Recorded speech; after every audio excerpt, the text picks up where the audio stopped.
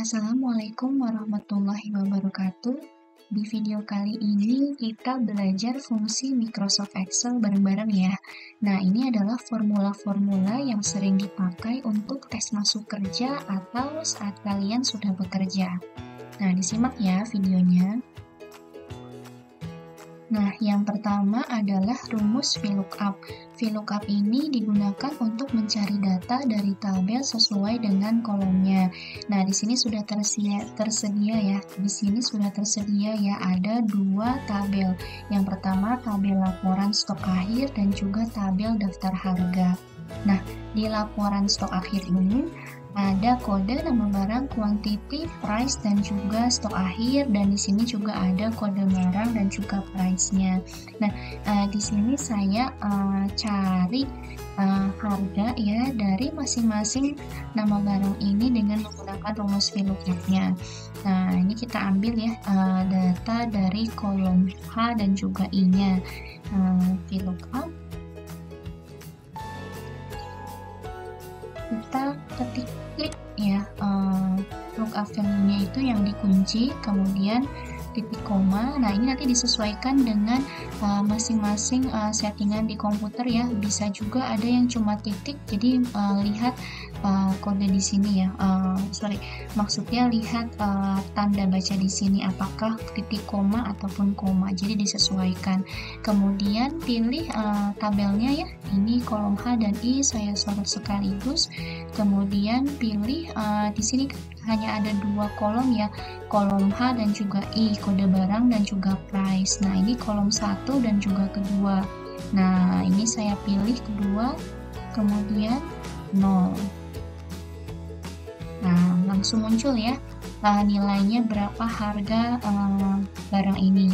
Nah, ini tinggal kita kopikan ke bawah untuk tahu semua harganya. Nah, mudah ya untuk VLOOKUP. Jadi kalian cukup perlu memasukkan kata kuncinya, kemudian tabelnya, dan juga pilih kolom dari tabel yang sudah ada. Misalnya kolom keberapa ya, ini kan cuma ada dua, ini satu, ini dua. Jadi cuma ini kolom yang kedua yang kita mau ambil harganya. Nah, selanjutnya kita ke convert to number. Nah, convert to number ini cara cepat ya untuk merubah data tanpa harus edit di masing-masing sel. Nah, ini kan cuma ada sekitar 17 kode ya. Nah, kebayang kalau misalnya kodenya ini ada 1000 atau 100.000, nah itu susah banget ya, atau buang waktu banget kalau kita harus kayak gini nih. Klik kemudian enter.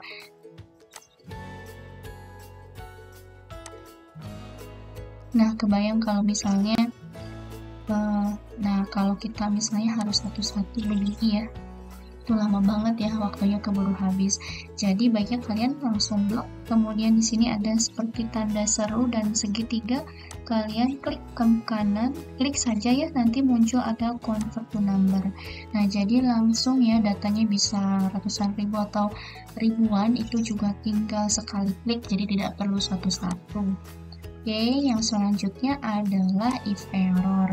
Nah, if error ini sebenarnya untuk membuat tampilan juga menjadi cantik, misalnya rumusnya error, jadi kalian akan muncul angka 0 saja. Atau if error itu digunakan untuk mengembalikan nilai yang ditentukan jika rumus mengevaluasi ada kesalahan. Jika tidak ada kesalahan, maka nilainya itu akan muncul sesuai dengan rumus yang ditentukan.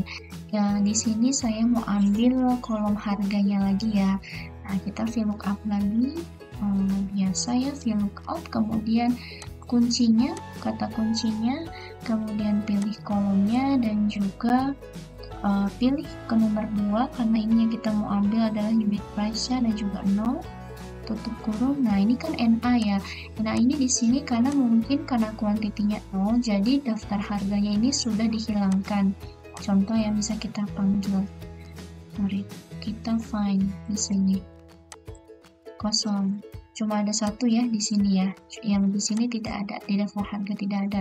Nah, karena tampilannya ini NA, dan kalau misalnya kita turun ke bawah, misalnya kita ke bawah, nah di sini Ada yang NA, ada yang tidak. Nah, kan seperti tampilannya tidak bagus ya, dan di sini menjadi stok akhirnya nilainya tidak muncul.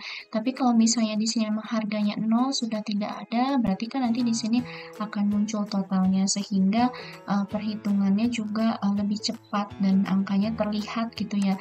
Jadi caranya kalian tambahkan saja if error ke kurung. Nah, kemudian di sini kan value-nya ya sudah ada, dan juga ini jika terjadi kesalahan maka kita kembalikan ke 0. Nah, kan seperti ini ya. Nah, ini akan menjadi, ini juga akan menjadi 0 dan angkanya juga bisa terlihat. Gitu. Jadi mudah kan ya menggunakan if error, sebenarnya supaya memudahkan kita ya untuk perhitungannya, untuk kalkulasinya. Jadi kalau yang tadi harganya sudah tidak ada, tetap bisa muncul strip atau 0. Nah, berikutnya adalah fungsi SUMIF. Nah, ini juga sering digunakan ya untuk menjumlahkan data tapi dengan menggunakan suatu kondisi tertentu. Nah, ini misalnya saya mau ambil, ini saya punya data, misalnya ada data good delivery, kemudian reference number dan juga lainnya. Ini data penjualan ya, misalnya berapa jumlah barang yang dikirim ke Jellychill Transpac Bintaro. Nah, ini kalian bisa menggunakan rumus SUMIF ya. Ini tadi saya sudah rumuskan. Nah, ini kita bisa mengambil rumus SUMIF dari kolom yang menjadi acuan ataupun menjadi acuannya. Kemudian kita mau ambil hanya Jellychill Transpac Bintaro dan berapa jumlahnya. Di sini ada kuantitinya ya di kolom M. Coba ya, SUMIF, pilih destinasinya atau yang menjadi range-nya, kemudian tekan kriterianya Jellychill Transpac Bintaro, kemudian koma dan sum range-nya, yaitu jumlahnya ada di sini ya, kolom M. Udah. Nah, muncul 740.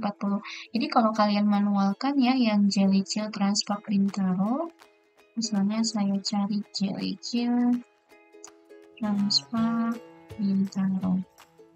Nah, ini ada totalnya 740 ya yang kirimkan.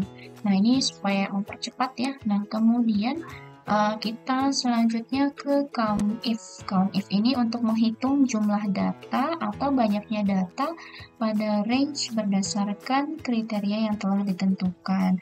Nah, misalnya saya ingin tahu, ini ada pertanyaan ya, berapa total outlet yang pesan silky avocado? Nah, silky avocado kan di kolom J ya. Jadi ini kita coba COUNTIF, ini saya hapus ya. COUNTIF, kemudian range-nya kan kita mau pilih kolom J ya, ini karena ada product name-nya.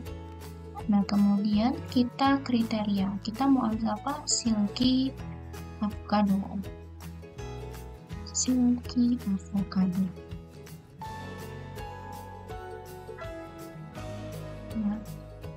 Muncul. Nah, kalau misalnya pertanyaan lain kalian ditanya total outlet yang pesan silky coklat, berarti di sini tinggal diganti ya, silky coklat.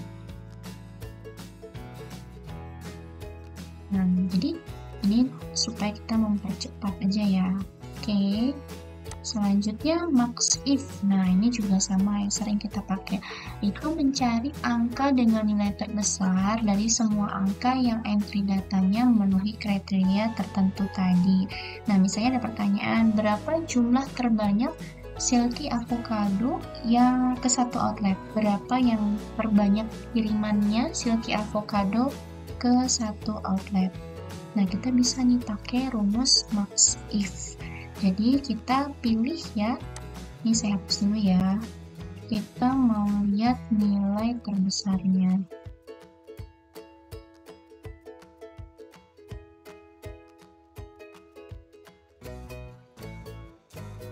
Jadi ini max dalam kurung I, logical testnya adalah kolom J, ya, kolom J. Nah, ini kita mau tanya jumlah terbanyak kiriman silky avocado ke satu outlet. Jadi kita sama dengan, kemudian kita titik koma karena ini berupa teks, silky avocado.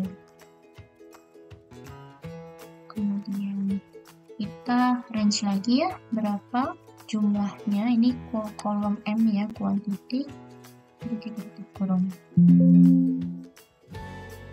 Nah, tadi ada yang belum lengkap ya. Nah, itu nanti akan otomatis tadi kurang tanda kurung. Nah, ini mudah kan ya.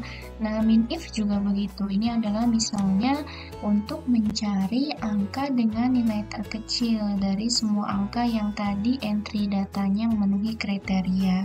Nah, misalnya ditanya lagi, berapa jumlah terkecil kiriman avocado ke satu outlet? Nah, ini kita minif ya namanya.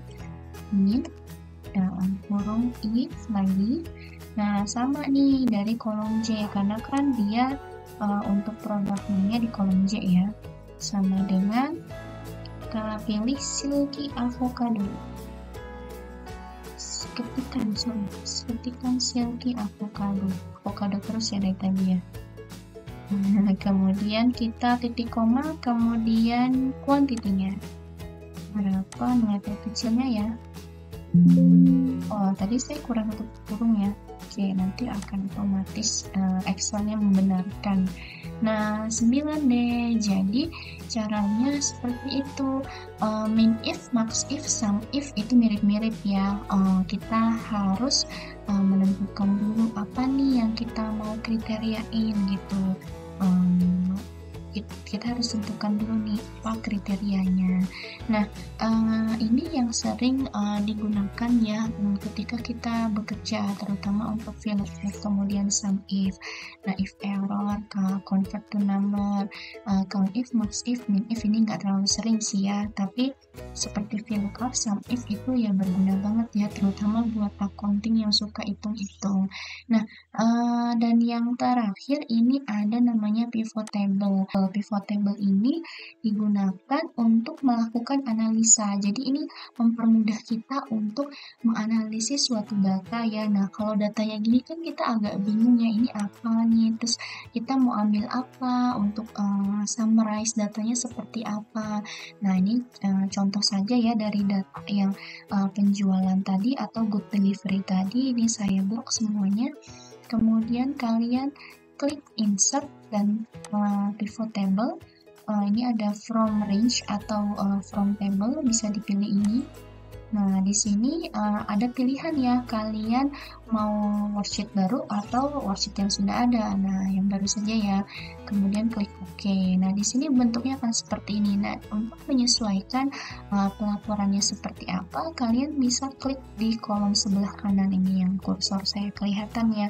Misalnya saya pengen munculkan good delivery date-nya. Kemudian saya ingin munculkan destinasinya. Nah, kemudian juga saya ingin memunculkan produk name-nya, unit, dan juga unit tidak perlu ya, semuanya kan dalam cup gitu ya. Bisa juga sih ada UOM lain, unit material yang lain. Nah, ini misalnya saya munculkan deh ya unit sama kuantitinya. Nah, setelah itu statusnya itu yang misalnya perlu ya, yang saya perlukan. Nah, jadi kalian ini tidak perlu repot-repot untuk membuat tabel manual ya untuk laporan data atau apa, atau meringkas data. Jadi kalian bisa gunakan pivot table ini. Nah, di sini jadi kalian bisa memunculkan ya sesuai dengan keinginan kalian. Nah, ini bisa dilihat tanggal 14 sama tanggal 15 good delivery-nya ya. Jadi detailnya apa nih? Oh, Jelly Chill Bintaro Plaza munculnya 731. Ini terdiri dari macam-macam ini ya. Ada avocado, ada coklat, ada cookies, ada green tea. Nah, ini untuk pelaporan saja. Jadi ini bisa menyesuaikan apapun ya, laporan apapun yang bentuk tabel. Sudah sekian itu saja yang bisa disampaikan di video kali ini. Jika ada pertanyaan atau ada komentar boleh disampaikan ya. Terima kasih. Assalamualaikum warahmatullahi wabarakatuh.